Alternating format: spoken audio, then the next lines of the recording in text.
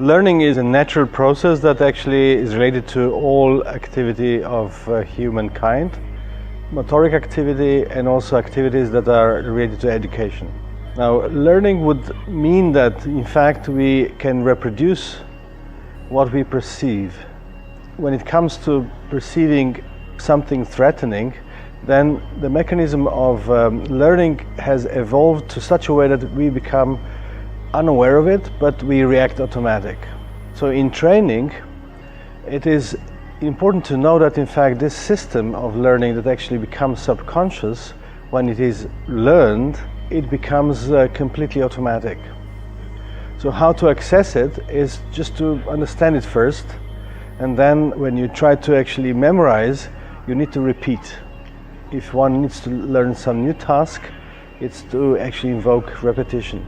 So if you say, okay, I need to memorize a poem that is long 20 pages, so what you do first, you memorize the first page, and then you memorize the first and the second page, and then you memorize the first, second and third page, and so forth. So basically it means that, when a motoric task is learned and becomes automatic, then of course it's best to actually combine it with some other step. And then it's going to become a new learned memory trait. Because memory can be taken into different forms. It can be said it is an entity of one element, two elements, three elements, and all of them can be, of course, related to each other. And this relationship can be learned as well. So if you learn a motoric activity, like playing a violin as well, it's important, to say that, you can actually express a little bit of emotions when you play this part, and less emotions when you play that part. So I guess spinning a ball is the same thing. You have to give it some kind of a subtle additional momentum, so it becomes a little bit more specific, more aggressive. And because all is taking place in a very short time, in a split second or milliseconds, then of course this means that this learning activity is related to learning with white matter. White matter and gray matter in the brain are different things. When we are born, we actually have practically no white matter. And this white matter consists of tracts of very fast conducting elements in the nervous system that are important for very fast reactions. But what we need to know is that, this white matter development during learning and also during development from the childhood to the adulthood takes much longer time than memory that we call gray matter memory, gray matter learning, that involves other cell types in the brain, not only the white matter. So sometimes we can learn a poem very quickly, like in a couple of hours, but to memorize something that it becomes automatic, we need to engage in motoric activity, also white matter, especially with very fast tasks. And that actually requires much more time. When we are born, there is no white matter almost in our brain, and then the white matter is developing over the period of 40 years. And then the volume of white matter in a human brain is maximal. Then after 4 years, then it declines slowly again. So, but with the gray matter is quite the opposite. It's the maximal sort of amount of gray matter in the brain is already at the age of 6, and then gradually declines. So that's very different, yes. How frequently we need to repeat something in order to avoid this forgetting part? Complex motoric activity is not really easily forgotten, because when we learn how to walk, we walk.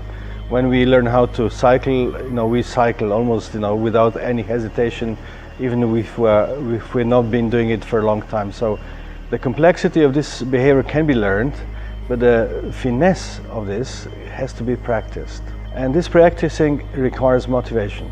And that requires gray matter. So for instance, before you learn something motorically very complex that requires very fast reactions, you need to be motivated, and motivation generates a signal in the brain, generates an arousal, generates attention that is related to the release of noradrenaline in the brain.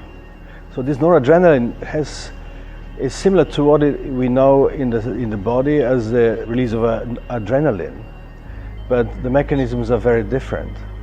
So the role of noradrenaline in the brain is to reset the whole brain.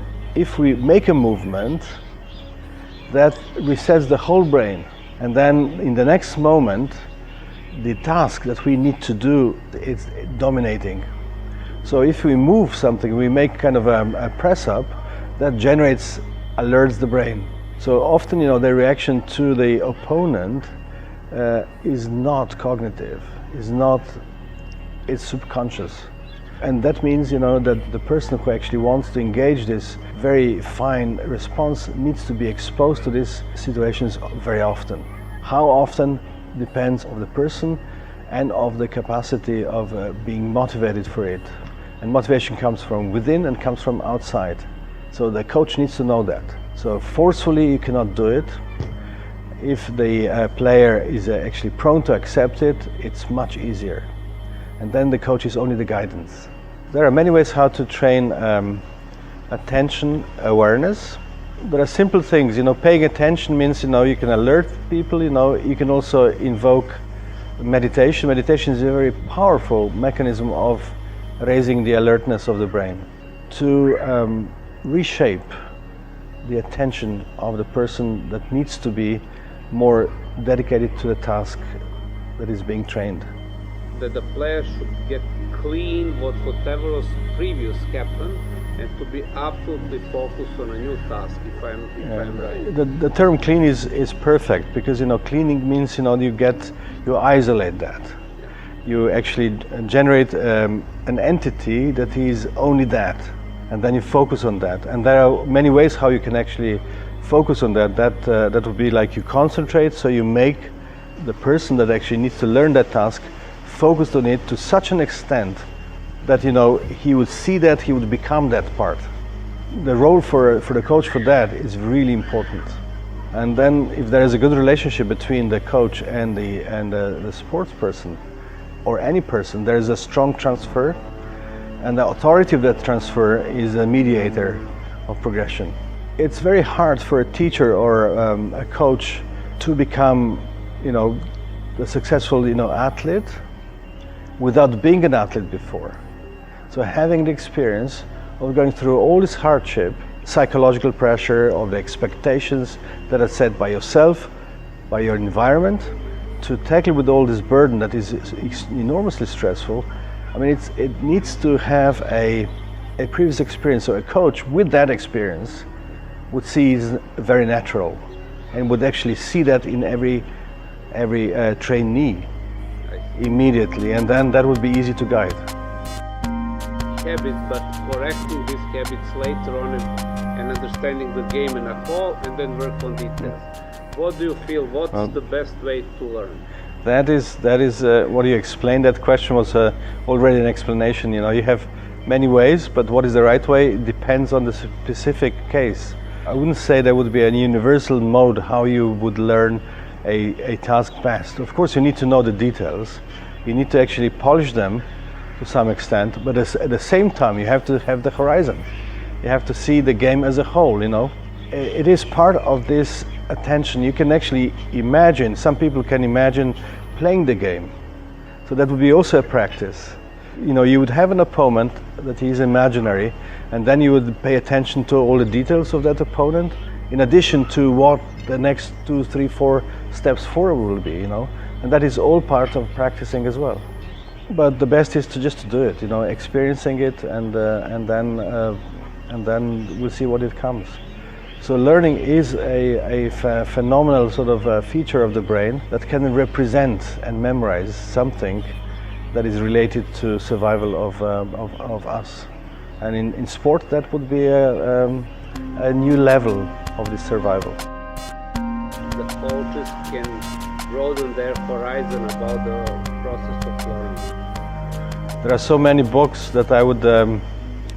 It depends on the interest of the coach. So if the coach would have an interest to learn about subconscious learning, automatic learning, I would recommend a book that is not really a neuroscientific book, but it's a bestseller at the moment. And the book is entitled Thinking Fast and Slow by Daniel Kahneman. He received the Nobel Prize in 2002 for explaining how we make wrong judgment. And this wrong judgment actually relates really specifically on the modes of thinking, on the modes of learning. And these modes of learning have been can be applied to also learning of a skillful sort of coaching of a trainee.